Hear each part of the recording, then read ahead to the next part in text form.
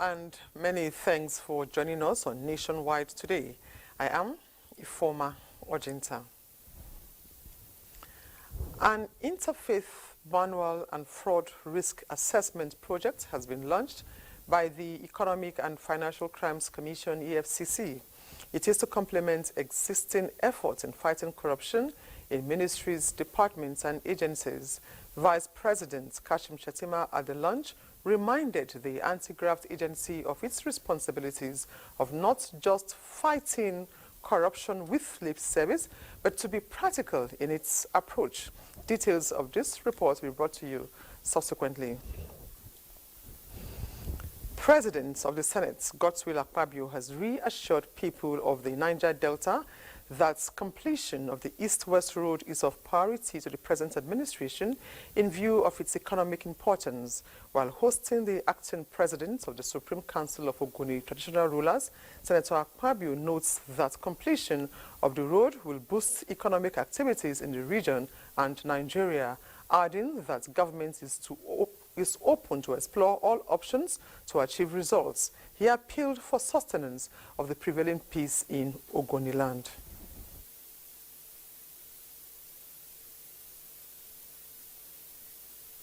I want to implore you to continue to plead with the youths, to cooperate with any company that comes there to add value, because it's not federal government that will pass on the road there. We are the ones to pass. It affects the economic life of the place. You have almost 50 industries around there, from the petrochemical all the way down to the depot, and of course the port, the One port and all that, and the free trade zone authority. So the wear and tear on the road is amazing, and it's something that must be done and done well. Let me sincerely thank you previously for the work you've done for us on the East-West Road. I remember very well that it was from the meeting we had with you severally that resulted to the beginning of the East-West Road, which resulted to what the Minister of Work is doing today. The monarch expressed gratitude to Senator Akpabio and the federal government for giving his people a sense of belonging. Every aspect of the hydrocarbon pollution remediation project, HYPREP, targeted at improving the lives and livelihood of people of Ogoniland, is being accorded utmost priority. Ministers of Environment and his Niger Delta development counterparts at a high-level meeting in Abuja on remediation of the oil-rich state promised to work round the clock to eliminate every impediment slowing down the project. Charles Afa reports. The meeting is the 8th of the Governing Council of the Hydrocarbon Pollution Remediation Project, with the Ministers of Environment and that of the Ministry of Niger Delta, Abubakar Momo, involved. Briefing journalists after the meeting, Balarabe Abbas said the council dealt into a number of issues, some of which were the efforts being made to address the challenges confronting a robust implementation of HYPREP. HYPREP is a project that will have a lifespan, which will be completed within a certain time. They've been there for the last 5 years. We've been trying to get things done, and we have a lot of issues that we've been trying to address. What they need is that they need to give us the cooperation to do it for them, because that project is for them. Minister of Niger Delta, Abubakar Momo, believes such meeting with him involved and the Minister of Environment present for the first time demonstrates the desire and commitment of both ministries to HYPREP. For me, as a Minister of Niger Delta, I have a very hard stake in HYPREP, because the cleaning up of Ogoni land will be to my satisfaction, because the people of Ogoni will be at peace and the region will be at peace. The federal government of Nigeria and United Nations Environment Program, UNEP, announced an end to a 5-year technical assistance in December of 2023 with the hydrocarbon pollution remediation project. But the Niger Delta minister said the end of that formal engagement has not created any vacuum. The hydrocarbon pollution and remediation project has since been handed to the leadership of the Federal Ministry of Environment. Charles Alpha, NTA News. Oyo State's Governor Seyi Makinde has pledged his support to the push towards regional legislative integration aimed at creating policy cohesion, security and good governance. The governor said this when he received the Conference of Speakers of State Legislators Southwest. Correspondent Ayomiku Ajibola has the details. 7 members of the Conference of Speakers of State Legislature Southwest, Oyo State Governor Seyi Makinde maintained that there is need for collaboration and cooperation between the executive arm of government and the legislature to enhance the delivery of dividends of democracy and bring development to the people of the region. Speaking on the recent security challenges in the country, particularly the Southwest, the governor maintained that the establishment of state police is an idea which time has come, and that the fear in some quarters that the state could not be able to maintain state police are unfounded. Give us that responsibility first, and let us see if certain states will be able to or not able to maintain it.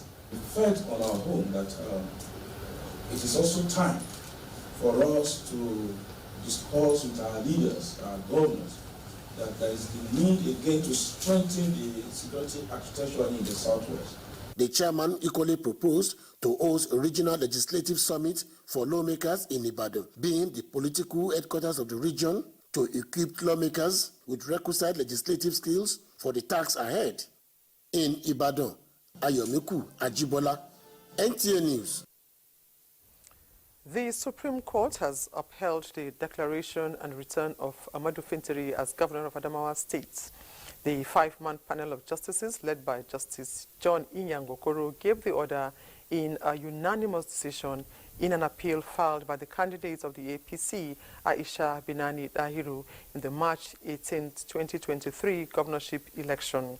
The Apex Court dismissed the appeal of the All Progressives Congress and its governorship candidate in Adamawa State, Aisha Binani Dahiru, for lacking in merits. The Supreme Court also condemned in strong terms the conduct of the former resident electoral commissioner in Adamawa State, Hudu Ari, who earlier declared Aisha Binani Dahiru as winner of the election.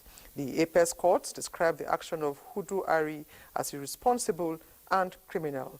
The Supreme Court noted that the exclusive power to announce election results lies with the returning officer and not with the resident electoral commissioner.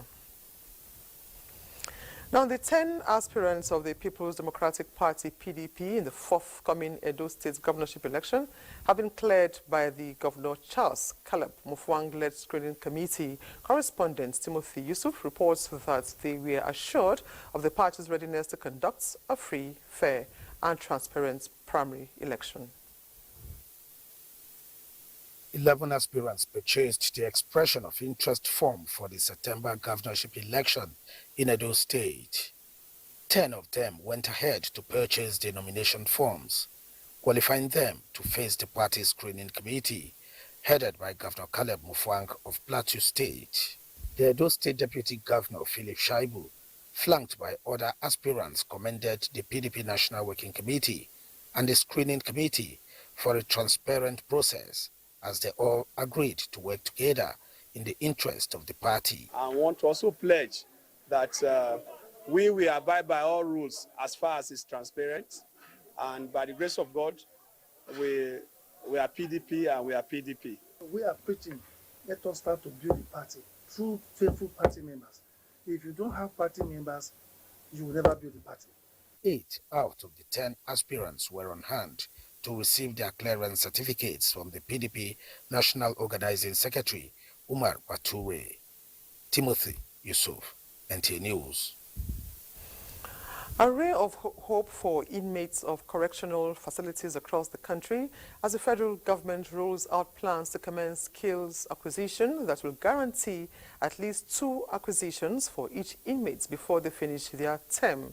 The Minister of State, Youth, Ayodele Olawande, said this when he visited the Kuje Correctional Facility, accompanied by the Senior Special Advisor to the President on Technical, Vocational and Entrepreneurship Education, Abiola Arogundade. The visit enabled the team the opportunity to interact with inmates in order for them to come up with empowerment programs that will prepare them for a better life and reintegration into the society after finishing their term. The technical assistant to the president, she's here too.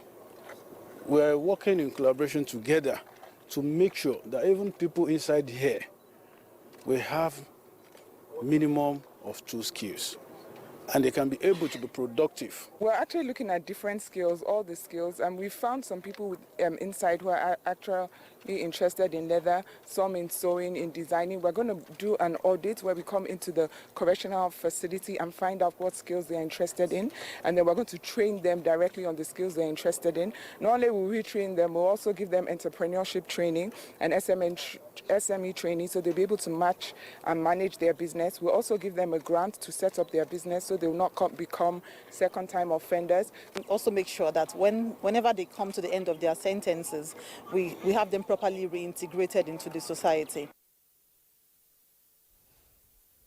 Residents of Ondo State are in for a good time with the rehabilitation of some major roads and construction of new ones being prioritized by the state's government. Tony Batiri reports that the state government promises its commitment to enhancing infrastructure for the benefits of the people. Good road network, no doubt, is the economic backbone of any nation as it integrates and connects various sectors, regions, and communities together. Consequently, the Ayedatiwa administration since inception is intensifying efforts and putting resources together to prioritize road infrastructure development across the state. This project was kick-started by the late governor, and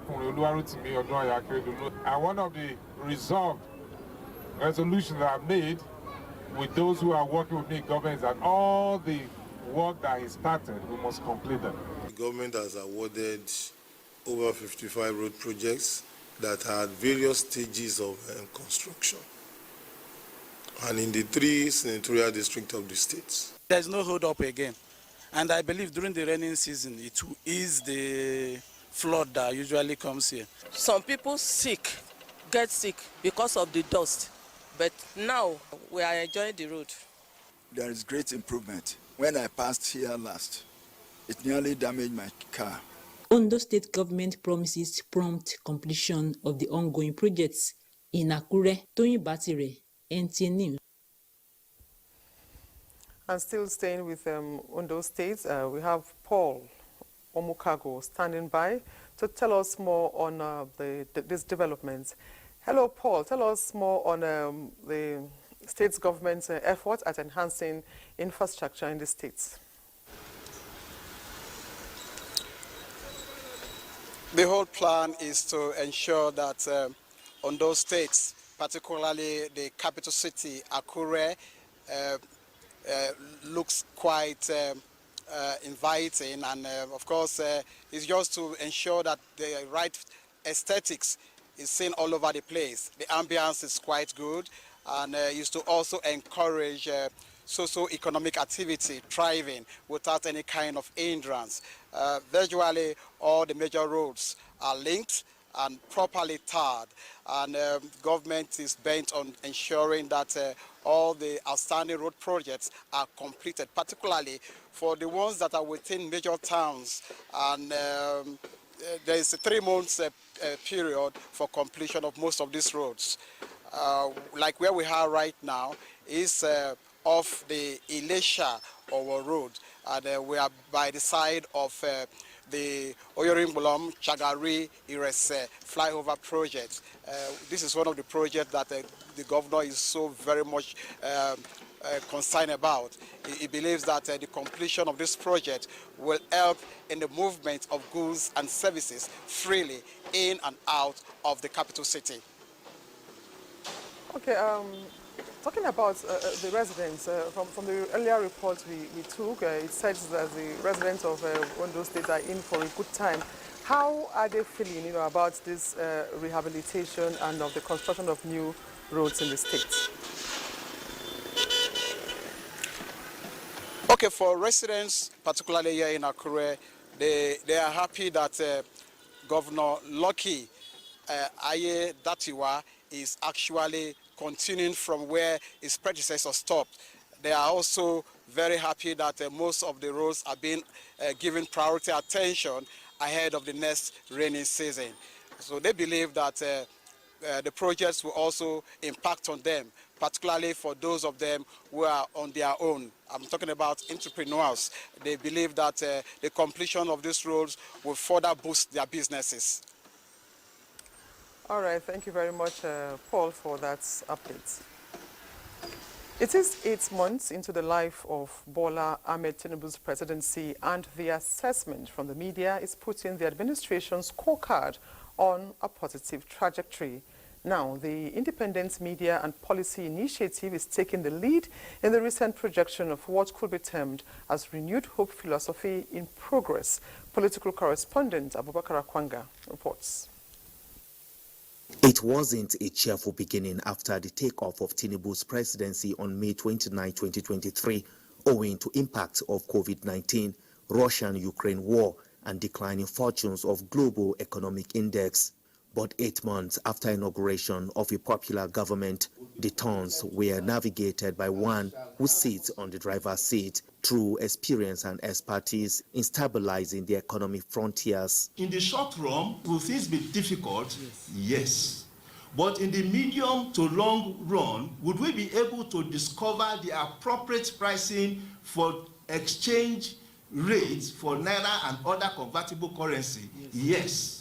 The body, led by its chairman, Ni Akinsinju, says Tinubu's presidency has consistently deployed strategies in winning the war against economy, security, and political sabotage, and shaping the nation's destiny in line with the vision of its founding fathers. In the last 8 months, we can objectively submit that the administration has performed creditably well, despite the enormous institutional, economic headwinds and domestic challenges it has had to contend with. The Independent Media and Policy Initiative commenced the removal of fuel subsidy, transportation intervention initiative, and other palliative measures to cushion the economic hardship. Our Lagos Network Center is our first stop on Nationwide today, and Adiola will be giving us latest from that axis. Hello, Adiola. Good to see you. Hello, Ifoma. Welcome to Lagos. To ensure peace and tranquility during and after the by-election in Surulere Federal Constituency 1, candidates of political parties contesting have signed a peace accord at the Lagos State Police Command Ikeja, where they pledged their readiness to eschew violence and also accept the outcome of the election. Nwabufo Nwonye has the details. The Commissioner of Police Lagos State Command, Fayode Adegoke, in a town hall meeting with candidates for Surulere 1 by-election and other stakeholders from INEC, Lagos State Interparty Advisory Council, among others, assured of the command's preparedness to provide adequate security for free, fair, and credible election come February 3, 2024. And I'm assuring you that it's going to be very free. There will be no violence, there will be no intimidation. We will not give room for any talks to, infiltrate the constituency where the election is taking place. He enjoined the candidates of political parties in attendance, including APC, PDP, LP, YPP, and NNPP, to comply with the electoral laws, after which, in their consensus, they signed peace accord to achieve seamless by-election. Well, I am tremendously, happy with this signing of a peace accord. It goes a long way, to let everybody know that Saturday's election is going to be free and fair, and it's going to be violence-free. We know that we're entering a race where there will be winners and there will be losers. But it is only fair that they should not be partial. We only remind our people what we always tell them normally and what we are built of, to ensure that we have a peaceful election. And that's what we're going to have from our own part. We also plead on how the collation center is going to be okay for us, because we are facing a lot of things when the election comes in. The by-election in Surulere 1 federal constituency will be conducted to replace Femi Gbajabiamila, who is now the Chief of Staff to the President. In Lagos, Wabu Fongwoye, NTA News. Lagosians, especially civil servants, are now being bombarded with unsolicited text messages from loan companies that are desperate to get clients for their services. Joel Pukwola reports that many respondents have expressed concern on the easy access of their sensitive data from companies. The preponderance of loan companies has led to an unhealthy competition, with many so desperate that they breach the privacy of prospective customers.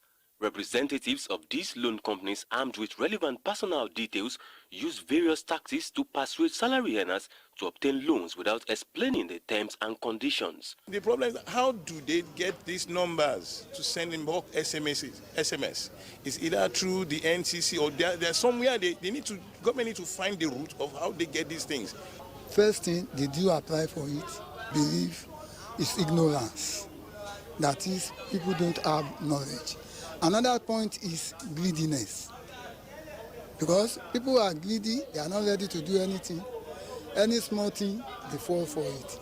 Considering the nefarious activities of some companies, data protection is germane, and experts have urged Nigerians to guard their data jealously. Well, on the issue of data protection, Nigeria as a country, we need to invest heavily in IT infrastructure. As individuals, we all have our responsibility. We are in the digital world. You must know what is happening.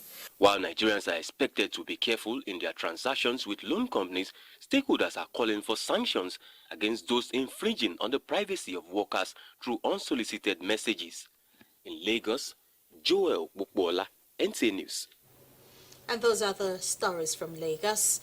There will be more news on Nationwide with Felicia in our Just Network Center after this time out. To stay. You're still on to Nationwide on the network service of the NTA. Welcome to JOS. We begin with issues of security, as Plateau government says it will sustain fight against insecurity until normalcy is restored to the state.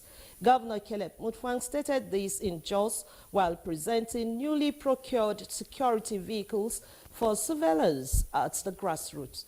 Grace Akwegoti has.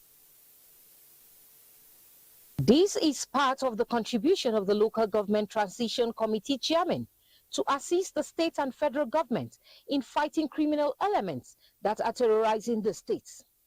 Governor Mutfwang expressed appreciation to the local government chairman for making judicious use of limited resources at their disposal to tackle one of the most pressing needs of the states, which is security. The governor explained that these initiatives will strengthen the security architecture at the local government level, as he assures people of the state that the state government will also come up with its support that will enhance the operations of security forces in the states. We have always believed that security is a local issue, and therefore, if we get it right at the local base, we can get it right across the whole state. Now for local government and chieftaincy affairs, Ephraim Usman says the idea is a joint contribution of the ministry and the local government authorities. It will enable the state to be able to curtail some security issues in an event where there's an emergency. And that's by the grace of God, we want to believe this will checkmate so many places that securities cannot be able to move into our nook and crannies in the state. In Jos, Grace Akwegoti, NTA News. Towards sanitizing the education sector to meet up with standard best practices, Plateau State Ministry of Education has sealed 9 private schools in Jos North local government area for illegal operations. This was during an inspection and verification by the State Ministry of Education. Inspecting some private schools within Jos North, the Commissioner for Education Secondary expressed displeasure over the poor standard of operation by some of the schools. During the verification exercise, letters of permission for establishing a school, registration, annual renewal receipt, and license of operation by the State Internal Revenue Services were required as criteria for standard operations. For those without requirements, the Commissioner directed that such schools be sealed until due process is followed. He emphasized that this has become necessary as Governor Caleb Mutfwang is committed to revamping the education sector by providing quality education. We crack down on individuals that open schools in residential houses. It's risky, it's not to the expectation of the ministry, and is bringing down the standard of education. Therefore, this we have done as a warning. This should serve as a deterrent to those people that are operating in the residential house. Representative of private schools proprietors and chairman Just North National Association of Proprietors of Private Schools says the exercise by the State Ministry of Education will go a long way in sanitizing the education system. If school proprietors can work hard to address some of these challenges we saw on the field, I think children will be better. The verification exercise will be carried out in all the 17 local government areas of the state. Those are the stories from here. Ifeoma is back to you in Abuja for more on Nationwide. Very much, Felicia. Now, the federal government has assured Nigerians of its commitment to revive socio-economic activities through effective rehabilitation of roads across the country. The assurance was given by head of the monitoring team of a program, Connect Your Destination, covering Jigawa, Yobe and Maiduguri in the northern parts of the country. Ibrahim Sani has more. We thank the farmer and Federal Republic of Nigeria. This is very important to Nigerian people. Potholes and other bolts or roads constitute major concern to road users as it accounts for many road crashes in the country. Operation Connect Your Destination, a national program under the Federal Road Maintenance Agency, is designed to check and repair the road irregularities. The Hadeja-Gamer Road linking Jigawa, Bauchi and Yobe states, covering more than 22 kilometers, are among the federal roads benefiting from the program in Jigawa State. December or end of year is a time where a lot of Nigerians travel. So he brought this initiation just for us to take care of our roads and make people traveling to connect to their destinations easily. Right now we are in Hadeja-Gamayan road. We are walking along this road in order to fix all the failed sections. The agency, however, renewed commitment to partner with relevant stakeholders to address critical issues on some of the major roads across the country to facilitate smooth vehicular movement and promote economic growth. From Dutse, Ibrahim Sani, NTA News. Let's now join Ibrahim Sani live in Dutse to tell us more of the program Connect Your Destination. Now, Ibrahim, if you can hear me, we understand that some other failed portions of the roads require complete, reconstruction to connect major markets in the area and to further boost commercial transaction of agricultural commodities. Give us an insight into the road conditions in the affected area. Good evening. Actually, this program undertaken by the Federal Road Maintenance Agency is designed to ensure that motorists flying this road reach their destination easily without passing through any difficulty. Of course, there are some critical areas that need, urgent intervention of key ministries, particularly the Federal Ministry of Works, to ensure that these roads are fixed and allow, or rather give opportunity for motorists to reach their destination easily.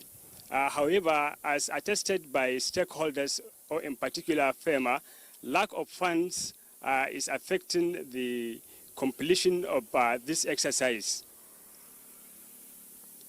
Okay, I had asked earlier about the roads that needs total reconstruction in the Connect Your Destination program. How are the roads really? Yeah. Actually, for example, the Kano, Jigawa, Bauchi, Taraba, Gombe road needs total rehabilitation, but it's not the whole section of the road that is destroyed completely. Like the Masaya Bridge, which was affected by flood last year, is among these roads that need total reconstruction.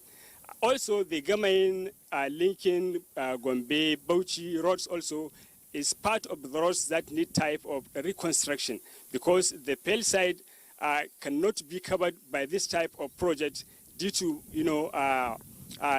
strengths of the project in the area. So far, how is the work going, the progress of work on the road being rehabilitated? Talking about the roads in Jigawa, Yobe, and Maiduguri, how far so far? Actually, the program has reached an appreciable stage, with motorists commending both the federal government and the Federal Road Maintenance Agency for effecting this work on a right time, saying that the stitch on time saves 9. They believe that with this type of exercise, the economic areas like Megateri, Sara, Gujungu, among other areas that have problems that hitherto has problem can now be accessed easily. And Jigawa State is one of the states that have interconnectedness with international routes, with countries like Chad and Cameroon, among other countries that are neighbors to Jigawa State. So they are hopeful that with this type of exercise, business activities will boom. And also, there are possibilities of more business potentialities to be achieved in Jigawa State with this type of development. Well, indeed, Ibrahim, a state in time saves 9, and I agree with you on that. Thank you very much for that update. And to education now. Basic and secondary education have been upscaled as Yobe State government, through the State Universal Basic Education Board, has handed over instructional materials to 17 local government education secretaries for distribution to schools in their respective areas. The State Commissioner for Basic and Secondary Education says the investment is expected to improve teaching and learning processes. Yunusa Suleiman reports from Damaturu.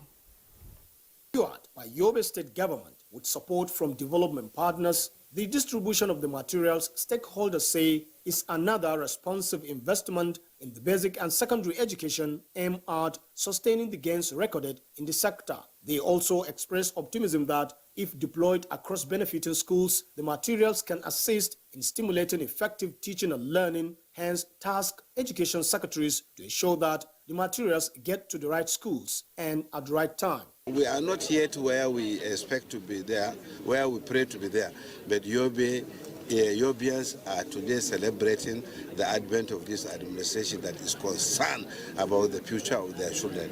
What His Excellency Alaji Waimala Buni, CON, the Executive Governor of Yobe State, is saying it is not barbaric. You have seen it practically. He is serious on his word. This material is qualified by the state government to be distributed to primary 1 up to JSS 3. And for that, I want to assure Yobe State government that these materials that will be given to us, we are going to distribute it to the needy. When I say needy, I mean the schools in operations. It is expected that the vigor will be sustained in order to realize the dream of reviving the sector for children of school age to have access to quality education in the state. In Damaturu, Yunusa Suleiman, NTA News. The federal government's plan to give good road networks to the 6 geopolitical zones in Nigeria under the Federal Road Infrastructure Tax Credit Scheme is yielding positive results. The contractor handling the rehabilitation of Umuahia Ikwatekpene Road, which has been in a deplorable state for many years, has returned to site, a development which has brought relief to the people. Delight Njikonye, who monitored the road inspection, by the senator representing Abia Central, Austin Akubudu, reports. Inspecting the level of work done on the ongoing rehabilitation of Umuahia Ikwano Ikotekbeni Road, a critical road funded by NNPC Limited under the Federal Road Infrastructure Tax Credit Scheme, the senator representing Abia Central, Colonel Austin Akobonto, applauded the federal government initiative and pledged his frantic commitment to ensure that the work is completed in record time. So that we'll see how we can use the instrumentality of the National Assembly to ensure that it doesn't unnecessarily get bogged down, so that whatever facilitations that can generate funds as appropriated through the system that the controller just talked about, we'll do everything to make sure that he stays on site. The contractor handling the road work, Engineer Hisham Yassin, promised to speed up the pace, but blamed the setbacks they have experienced so far to delay in funding. The project briefly is about 49 kilometers. It starts from Umuahia and ends at Ikotekbene. And the starting of the project was very slow at the beginning. We didn't have enough advance to start off the project. So we took the initiative to at least do some work. We concentrated on concrete works. We did a lot of drains to make sure that the water will be discharged properly and adequately. But then again, the inflation in the country brought another impediment. Residents who spoke to NTA News expressed joy to have the contractors back to site, but pleaded for the speedy completion of the project before the rains set in. People are suffering by rainy season time. If they can do anything better for the community, for the road to be motorable by the road rainy season time, it will be better for us. Whereby they don't do it, it will affect us more. We thank God that the contractors are back to site. The road has been delayed, so we are pleading to federal government to assist them, fund them. Yes, now that they are back to site, we expect to see the same speed, dedication and commitment with which they did the stretch from Ondo to Okwe.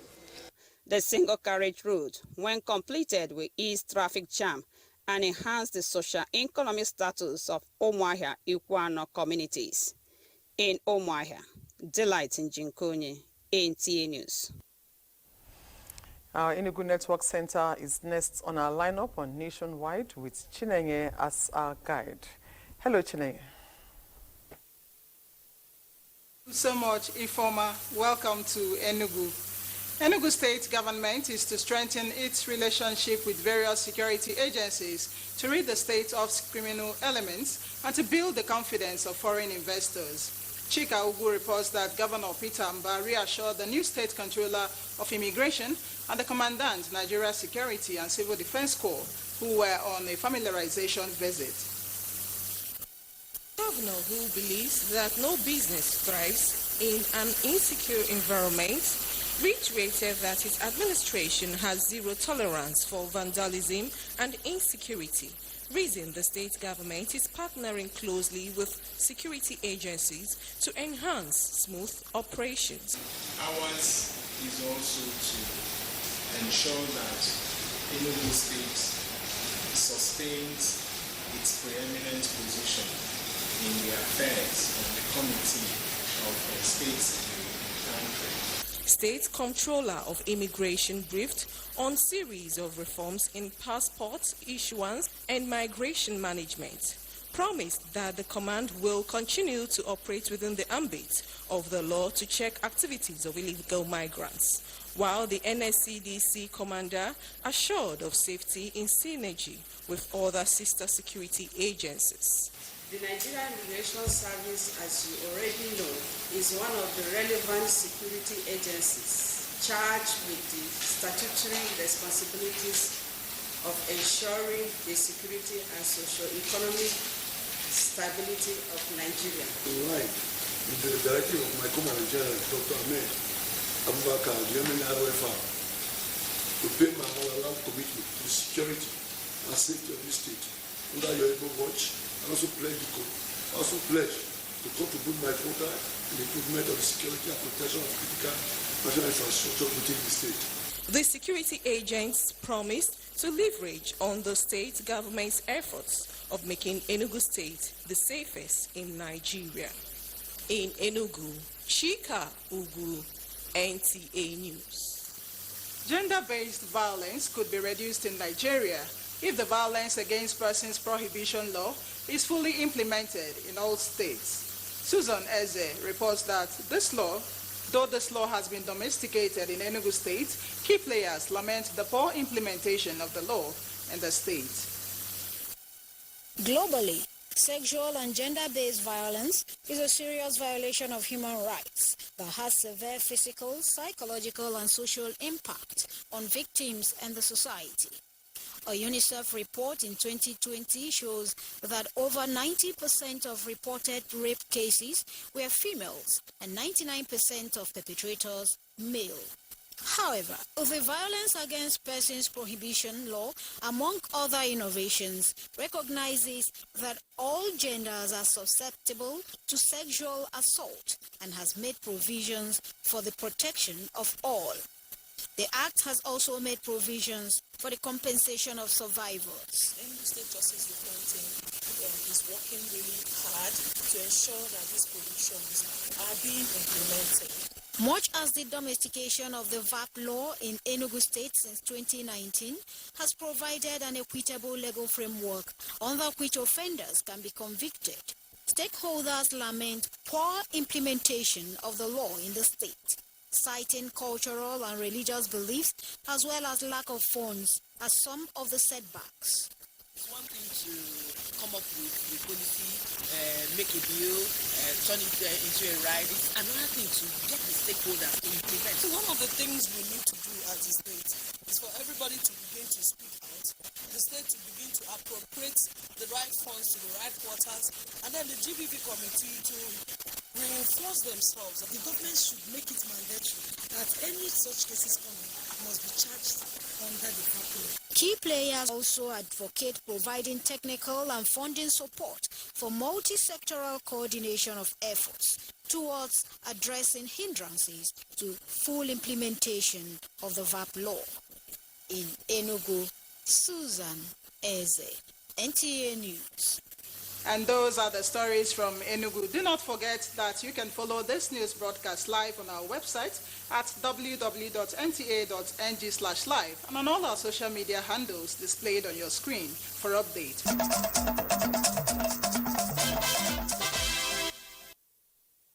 It now continues in Maiduguri. Newly posted theatre commander joined Task Force Northeast Operation Hadinkai. Major General Waidu Shaibu says new and robust strategies will be injected into the ongoing counter-insurgency operations, especially tackling the resurgence of IED explosions in Borno State. The new theatre commander stated this shortly after taking over from the outgoing theatre commander, Major General Gold Chibuese. Memuna Garba completes the story.